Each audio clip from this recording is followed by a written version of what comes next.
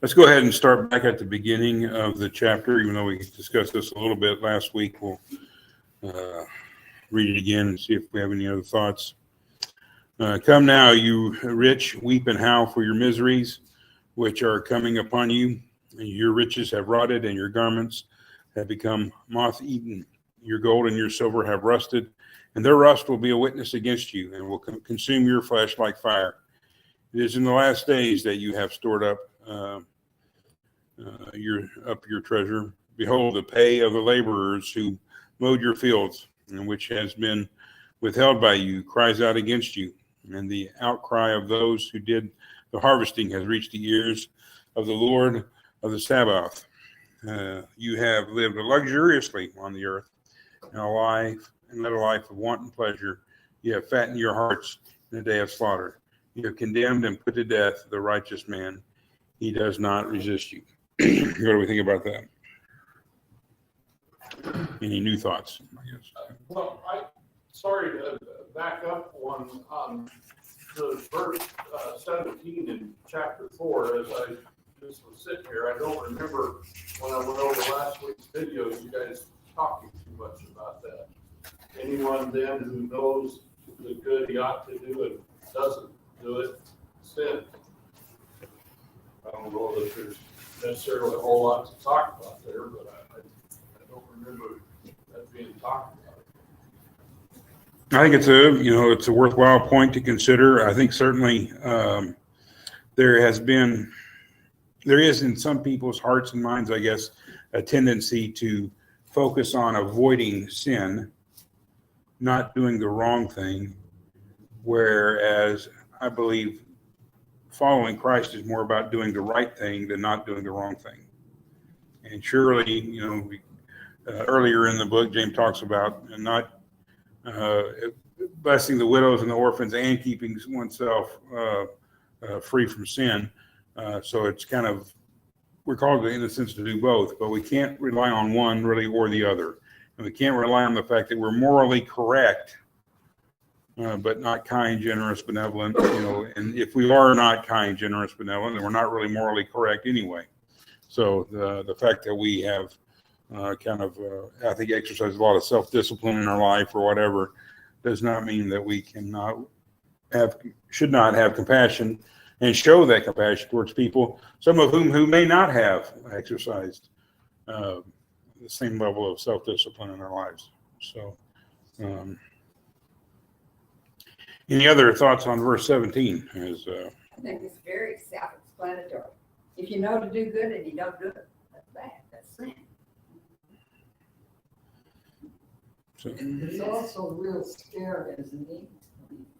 Because do I really know it or not? Maybe there's some good I should be doing, but I'm not really cognizant of the fact that I should be.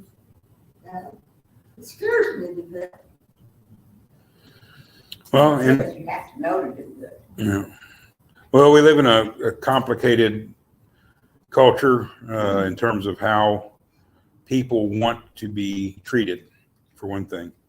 You cannot presume much in terms of how people want to. The way I do the Facebook posts, I first name and last initial usually, and I try to. If I think it's somebody that wouldn't want it on Facebook at all, I wouldn't presume to do that.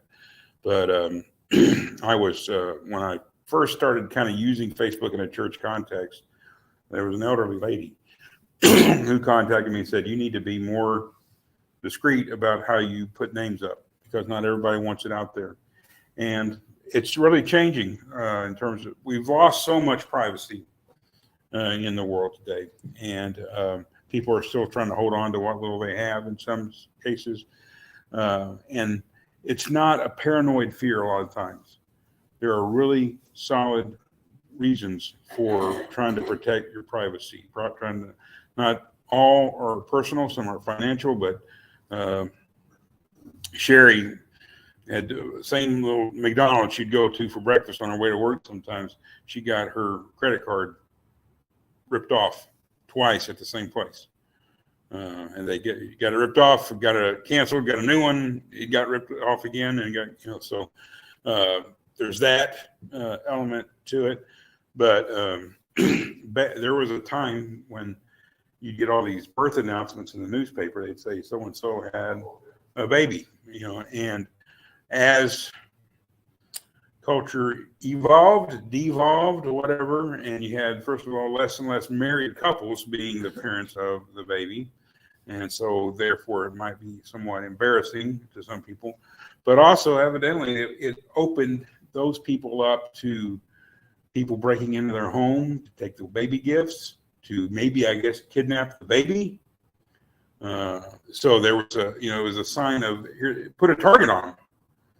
And I think the same is true with, if we put on Facebook that one of our brothers is out of town for the next 10 days, if you knew where he lived, well, he's not going to be there, So it's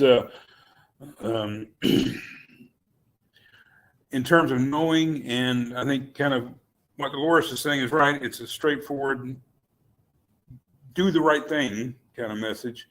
And I think Thelma's concerns, particularly in our current context, we don't always know what is the right thing to do and how we should.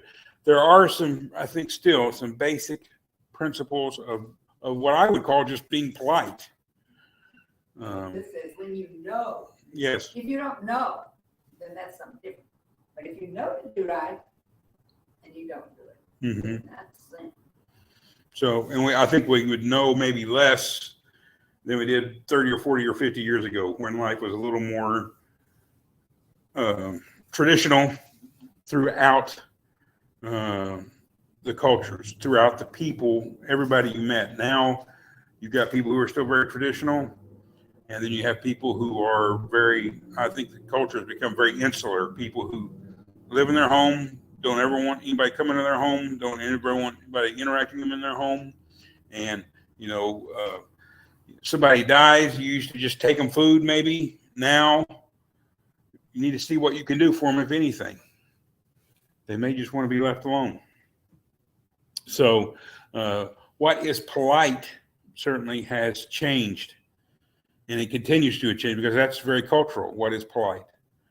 There are some biblical concepts that are relative, that are somewhat determined by the culture. Dressing modestly. What is modest? Well, it depends on the culture, doesn't it? Some people would say our ladies dress immodestly. I think our ladies all dress very modestly. I haven't thinking any of it. Sometimes missionaries, particularly American and European missionaries, go to Africa and they think all the ladies there are immodest. But that's their culture. It's not immodest in their culture, I don't think. They, it's still just, it's what it gets set up to dress differently. I mean, immodest can be just really different, can it? If I came in here with a orange jumpsuit on that said WWCC on the back, the Walla Walla Correction Center, that would be kind of drawing some attention to myself, wouldn't it? So it's not, again, these are where women are supposed to have a certain length of hair and everything. What is long hair? What is short hair? I mean, all that. If you think I'm going to tell a woman how long her hair ought to be, you don't know me very well, because I am much smarter than that. My mama raised me better than that. And I don't comment. I try not to comment too much on women's clothing and other things. The bulletin article, this will reveal that I don't, there's things, you may think I know it all and say it all, but there's going to be something in that I really don't think I'm empowered to talk about. Knowing to do what is right, you do it. Knowing what is right can be the challenging point of it. I think sometimes we live in a world where everybody is so particular these days. Everybody has their own. It's Burger King culture. We all want to have it our way, and that's not the tradition. That's not how most humans live. Where there was a lot of clearly defined social expectations, and if you didn't like it, that was tough. when my grandparents got married, the next morning after their wedding, like half the town showed up at the house expecting grandma to cook breakfast for them the day after her wedding. That was something they all did. That was kind of, they probably went to other people's house the day after they got married and expected breakfast or whatever. So that's a cultural thing that would get you shot in a lot of places around here now. So do that at your own peril. But I think it was tradition. It was a tradition. And it was a kind of a joke and, and all that. So, They wanted to see if she could cook. well, I didn't think she was all that great, honestly. My other grandma was great, but that grandma, she had other things she'd rather do. So she sold Avon and liked to play games and stuff like that. So, but cooking, so fortunately, I wasn't raised by my grandma. I was raised by my mom, who was a really good cook. So, as you can tell, so that is, it's a point worthy of consideration. Let's try to get back into chapter 5 now, and anything on the first 6 verses of chapter 5 that maybe we haven't already talked about. Well, I don't know. Verse 4, it says, the wages you feel to pay the workman. That ties directly in with what we were talking about. He knew better than to not pay his, workman. Yes, the last few verses of chapter 4 really read more like they belong with chapter 5. In fact, I was talking to somebody the other day about this. There's people that say you should study the Bible book, chapter, and verse. And the Bible was written in different books, but they were not written with chapters and verses. We put those in so we could find stuff. And that's the only reason they're there, as points of reference. So where if I don't like a chapter break or something like that, it doesn't mean I don't like the text. I'm arguing with the text. It's like I don't like how they broke it, whoever broke it, whenever they broke it. Right here, this is a kind of awkward. But there may have been other reasons why they did. It's not going to be perfect, probably, no matter how you do that. Not to everybody's taste. But we talked last week about how this first 6 verses kind of sound like a call to organize the labor union here in James. That the wealthy people. This is a warning to the people with wealth. And how did you get wealthy? And there are biblical characters that are exceedingly wealthy and are exceedingly righteous, like Abraham and Lot. There are men that were incredibly blessed, materially speaking, and who were faithful to God. The New Testament seems to be a much stronger message towards really examining how you acquired your wealth.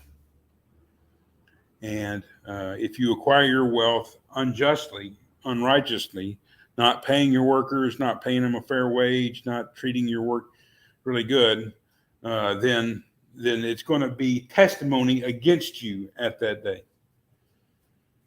All that wealth that you have amassed, one of the ways they get people on tax evasion is they net worth them.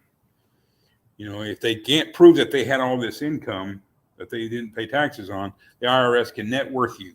How much is your house worth? How much are your cars worth? How much do you have in the bank? All this stuff. And they can even work sometimes in divorce cases where you have spousal support trying to get. A lot of guys make money kind of off the books. And they wouldn't show hardly any income to pay child support on, but they have money coming in. And you can get these forensic accountants to come in and they can net worth you. They can establish a case saying he doesn't show anything, but he's actually making this.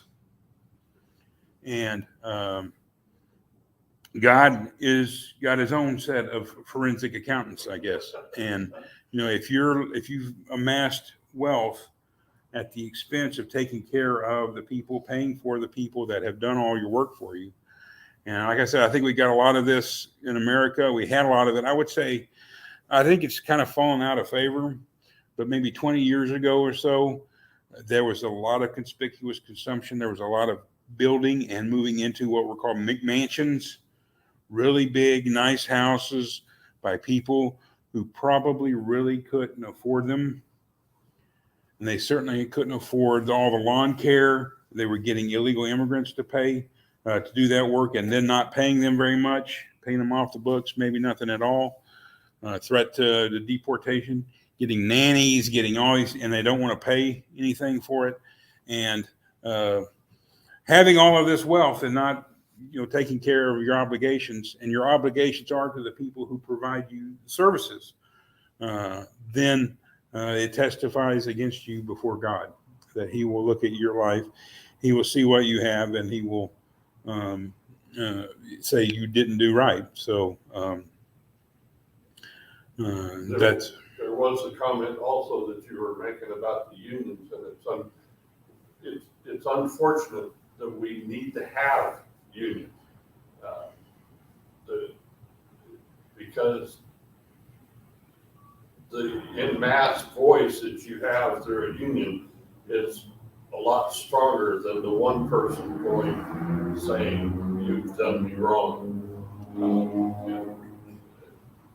Your comments were correct, and it's too bad that we need them, but we do need them. We shouldn't have to if everybody was doing, the way. If we were if we had handled the Industrial Revolution better, and like I said, conspicuous consumption has been around, the example of the Craig Derrick Castle in Victoria.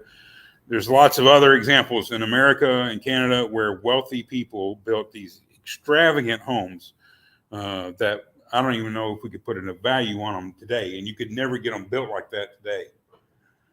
But you don't take care of your labor, you don't pay for it, you don't want to pay for it. I have a friend who used to do restoration of old cars, and he's really good at it. He could take your new car. You may think your new car is perfect. It's not. He could take your new car and make it look a lot better than it looks right now. It would be subtle, but it's there. And anyway, he would take on these jobs for people, and he'd get some money up front and everything, but then they wouldn't want to pay for what it was costing to do that work. If you ever tear into an old car, it's like when one of us goes to the hospital, they're always going to find something more wrong with you than you know about. And so you dig into that old car, you're always going to find something wrong with it. And it creates this hostile relationship. All of a sudden now he's maybe at times trying to gild the lily. He's arguing for things that maybe he's not entitled to because he's getting beaten up on the other side. And it just creates a very ungodly relationship between the laborer and the employer. So it happens, and we're now where we are. And a lot of factories have moved into the South the last 50 or 60 years because they didn't have unions, and a lot of Southern workers didn't care. They did not want labor. The Norma Ray, I think that was set in Oklahoma. I'm not sure. I never watched it, but she's trying to unionize this factory in a place that doesn't have any factories. This is the only one. And all of the other coworkers are like, shut up. This is the best job we've ever had. This is the best situation we can hope for. We'll take it. We're happy. If we unionize and they pay us what they're paying people in other parts of the country, why are they here? Why would they come here? So, there's a lot of different ways to look at a lot of this stuff, but the calling by God to his people in the law, and we'll see a lot of this when we get back into Exodus, is to treat them justly, to treat them fairly.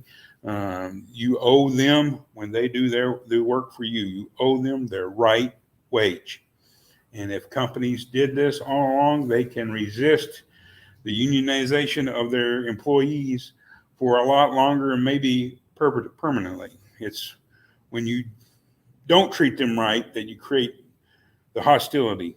The hostility can be created in both directions, but we're kind of all in this together to some extent. I heard, so everybody was during COVID. One of the things everybody was saying was, we're all in this together, or we're all in the same boat. And somebody pointed out that we're not all in the same boat. We're all in the same storm. Some of us are in little rowboats and some of us are in big yachts, but we're not all in the same boat.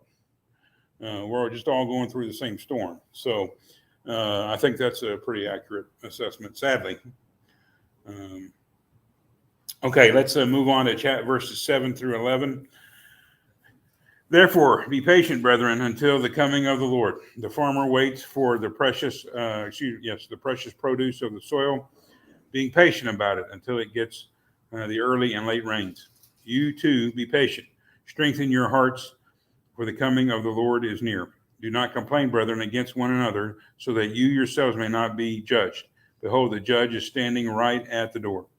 As an example, brethren, of suffering and patience, take the prophets who spoke in the name of the Lord. We count those blessed who endured. You have heard of the endurance of Job and have seen the outcome of the Lord's dealings, that the Lord is full of compassion and is merciful. What do we think about that?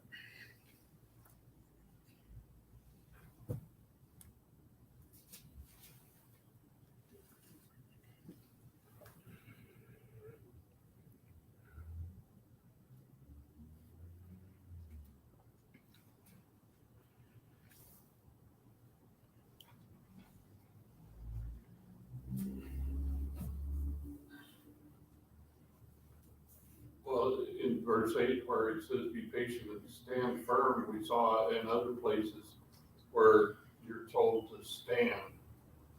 Above all else, stand firm. Don't give up. Keep it. You will be rewarded.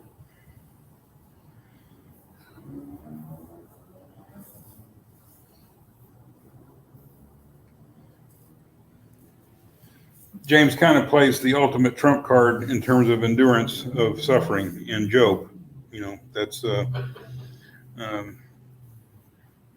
I think Job is a book we have to be really careful how we use it. James can use it however he wants, I guess, but how we use it is a little bit different matter. And when you look at the story of Job, it is a story very much of extremes, isn't it? Job is extremely righteous. Job suffers extreme loss. Job experiences extreme restoration too, doesn't he? God allows that. But it's at the very extremes of everything. He's extremely blessed. He's extremely righteous. He has extreme loss, and he gets extreme restoration. Most of our lives, we're not as blessed and financially, at least as Job was. We're not as righteous as Job was, and our hard times aren't as bad as Job's were. And we probably wouldn't be as patient as Job when we don't come out of it. When we are restored, our restoration may be not as complete as Job's restoration is. So it's a story of real extremes. But Job is this aspirational character. If one person can endure everything Job endured and remain faithful, then we can too. Since we don't have everything in common with Job, we can learn from that pattern. We can aspire to endure and be patient in the way Job was. So we have also the pattern of Christ that Job did not have. There's a lot of experts, so-called experts, I guess, that think Job was the first book of the Bible, that it was written before all the other books. I think the story of Job is maybe the oldest story in the Bible, that the story of Job pre-exists Israel's account of creation. But the book itself, there's some indication in there, I think, that it was very much written for a Jewish audience, and that it's not, the book is not as old as the story, I guess is what I would say. So evidently you can go visit the tomb of Job over there somewhere. I told Dad the other day, you can still probably buy a jar of the water Jesus walked on if you want to pay for it over there. So they probably have it for sale. They got it all for sale. So I'd kind of like to go to Patmos in Greece, the Greek island where John was exiled. And supposedly you can kneel where John kneeled and put your hand on the wall where John put his hand while he prayed, supposedly. I'm sure they'll take you right there. For a fee, they'll take you right there. It may even be somewhat true. Who knows? But Job is an important story, and it's one that we need to be mindful of. But I also think whenever we have a bad day or something, and we compare ourselves to Job, we may be doing the story of Job a great disservice. So it's a very intense story. It's got a very difficult point ultimately to make, and it's one that we kind of argue against all the time. Most of the time in our lives, we sound more like the friends of Job than we sound like Job. And when people suffer, we try to find a reason why they're suffering. That you wouldn't be suffering if you hadn't done something wrong. And that's Job's friends. That's not Job. They consistently, you're not being honest, Job. You're not telling us the truth. You really did something to bring this on, because God wouldn't treat you like this way. It's this righteousness of God. A right God wouldn't let you suffer like this unless you deserved it. And I think that's a very common mindset that we have to really guard against now. It's the same mindset, who sinned that this man would be born blind? If there's something wrong, then we brought it on ourselves. And that's a very arrogant position. It's a position that says if we just don't do wrong, we won't have to suffer, which is not the message of Scripture, not the story of Job, and it's not the story of Christ. But it is kind of this, when our kids do something they're not supposed to do and they get hurt, and we tell them, see, this is why I tell you not to do that.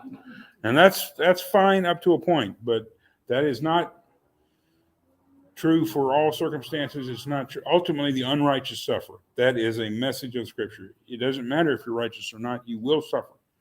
You cannot avoid suffering.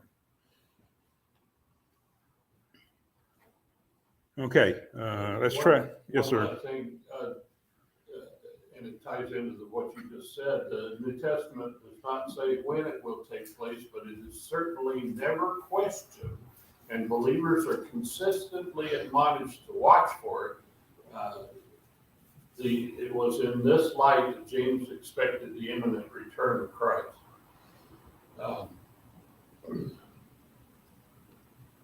Persevere. It's going to happen. We don't know when, but it will happen. And you will be rewarded if you are faithful. Well, and that brings up a very, I think, a very clear point where we're not like the first century church that lived in anticipation of the imminent return of the Lord. They thought Jesus was coming back very soon. As humans keep time.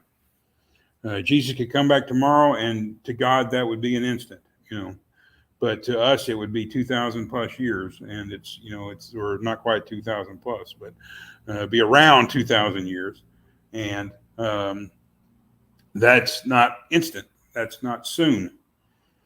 But and we don't know that it will be. It may be 2,000 more years. It may be 10,000 more years. We don't know, but to live as the first century Christians live is to live in anticipation for the imminent return. In our Revelation classes, I said, or lesson, and we'll be back there sometime this month, what you believe about the end times, I'm not going to try to tell you you're right or wrong, but you should let your daily life reflect what you believe about the end times. How you think that's going to play out should reflect that. Now, if you believe that you're going to be sitting on an airplane and the rapture is going to occur and the pilots who are righteous will be taken right off the plane, then you want to be righteous and taken off the plane with the pilots too, don't you? You can't help everybody else on that plane, but you want to go with the pilots. Go where the pilots go. Unless you are a pilot yourself, I guess, and you can land the plane. But if that's what you believe, let it shape your life. If you believe that that's not how it's going to all come about, then most Christians have some belief, some thought, some hope as to how God will deal with the world fully and finally. And let that shape your life. Let that be reflected in how you live. And in that sense, kind of how you think it's going to go down doesn't really change things all that much, does it? You might have the belief that Jesus is going to come back and then start his 1,000-year reign. You might think we're already in the 1,000 years. If we can read the tea leaves, we would know that. And we don't know how far we're into it, but whatever you think, as the question of faithful Christians is, does our belief, our eschatology, impact our daily living? How does it affect our daily living? So, okay, let's go ahead and read the last several verses here, and we'll just go all the way through the end, and we'll call it good on James, and we'll get back in Exodus next week. But above all, my brethren, do not swear either by heaven or by earth or with any other oath. But if your yes is to be yes, and your no, no, so that you may not fall under judgment. Is anyone among you suffering? Then he must pray. Is he cheerful? He is to sing praises.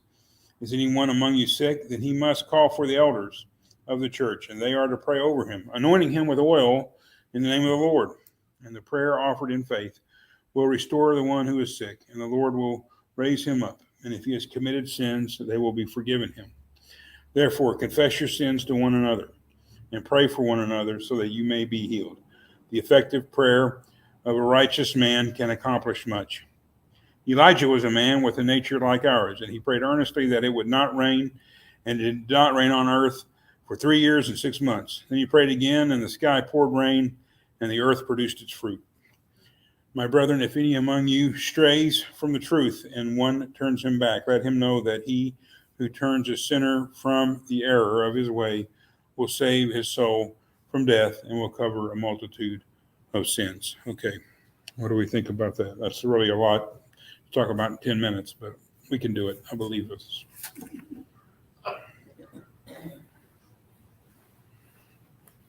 Well, there is a lot.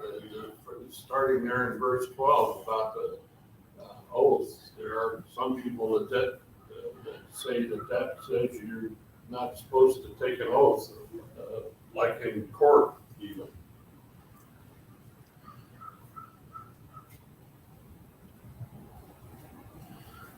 And isn't it more of the principle of just being honest that it's talking about here? I believe so, because he's drawing on, he draws a lot on his brother's teachings, assuming he's a brother of Jesus, and Jesus really warns against us. But Jesus is primarily concerned about interactions where you seem to be swearing with a valid and powerful vow on something, but you're really not, and you got a technical escape hatch, and you've tricked the other person, and you don't owe them anything, and it's not dishonorable, it's not fraud, it is you being smarter than the other person. And that's not how Jesus wants his people to live.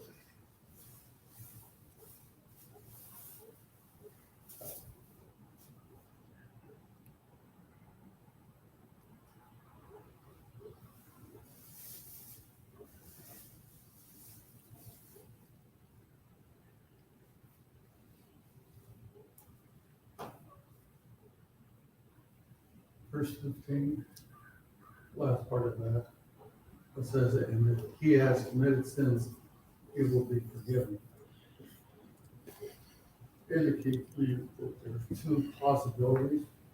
One, you're sick because you're sick. Two, you've got COVID, whatever. Or you're sick because you've done something that you shouldn't have done. You name it. It could be any kind of sickness, sexual sins or whatever that causes your health problem, your issue. So it's kind of interesting to me that it does make that difference. And sometimes I don't say that strong enough that people get sick. It's the nature of the world around us. Also, we think to their own body that it's not right. This confession of sin and prayer in the context of physical well-being and the lack of thereof, it seems to be, James has in mind the downfall, the physical infirmities that come with improper behavior, I guess you could say, whatever it is. And, We live in an age with a lot of curative powers. Our doctors are able to fix a lot of things. And we tell a lot of stories about how people who maybe, I'm not trying to pick on anyone in particular, but the one that stuck out with me, and my mom had something to say about this when I was a kid back in the day, but they always like to tell the happy ending stories of people who are addicted and then recover from addiction. And you see them and they're living a good life and everything's right. It's like it never really happened. That does happen sometimes with people, addicts in recovery, but for many addicts, there is a legacy to that addiction that is a cross they have to bear, a thorn in their side the rest of their lives. And there's things that are lost, harm that is occasioned, that is never completely covered. It is this persistent lack or suffering that kind of Paul has a thorn in the side that is not removed from him, is it? It's something that God gives him the grace to endure. And it may be something that they have to endure the rest of their lives. And I'm not trying to make the addicts feel bad. Look, you did this to yourself. I do think we need to always watch how we tell our stories. And if we let our young people go into addiction thinking that, well, I'll get over it. Eventually, I'll just go to rehab and I'll get over it and I'll go about my life. That may happen. It may not happen. And so there is this, I think, constant this interaction in these passages about physical well-being, prayer, confession, repentance, forgiveness. All of this is involved with the idea of well-being alongside our spiritual conduct, I guess I could say, the spiritual impact of our choices in life.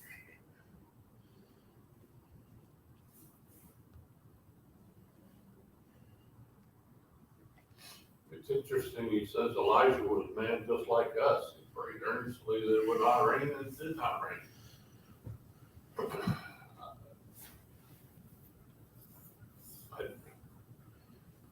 How was he just like us and was able to have that happen? Well, if you read the story of Elijah, a lot of scholars look back at that story and think Elijah was clinically depressed. I mean, he's never really happy serving God, is he? I mean, he doesn't, when you look at the character that follows Elijah, Elisha, he's like always happy. Elijah spends most of his time by himself, most of his time alone, isolated, at least from the people of God. Elisha's always got a company of prophets around him.